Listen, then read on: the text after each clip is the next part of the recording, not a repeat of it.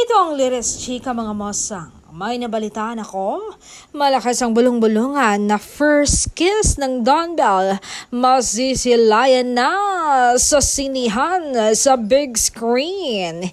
Hindi lang isa, hindi lang dalawa, kundi marami. Lalampasan kaya nila ang kissing scenes ni Andres Mulag at Astin Olvega ng Viva na sanay ng magtukaan.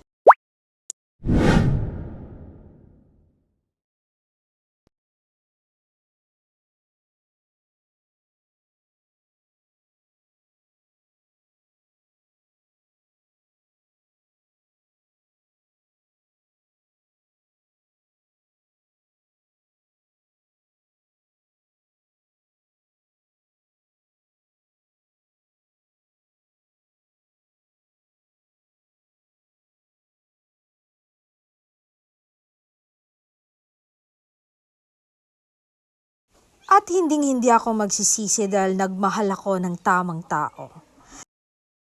Aminado rin ang kapamilya star na may mga adjustment din siyang ginawa para mapanatiling maayos at healthy ang relationship nila ni Donnie.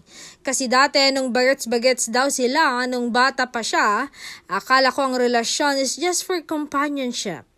For fun, for whatever. Pero ngayon, mas may utak na ako. Naisip ko na it's a teamwork talaga. Mas masarap na ganon.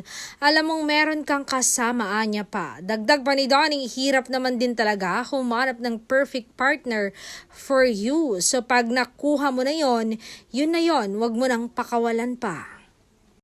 Gamay na talaga namin sa isa't isa, kaya nga mga lagi kong sinasabi, masaya ako na laging siya yung kasama ko. Kasi ang totoo lang, mas nagiging vulnerable ako pag nakikita ko siya. Hindi ko alam kung bakit. Mas madaling umarte kapag siya yung kaharap. Ani ni Donnie sa working relationship nila ni Belle.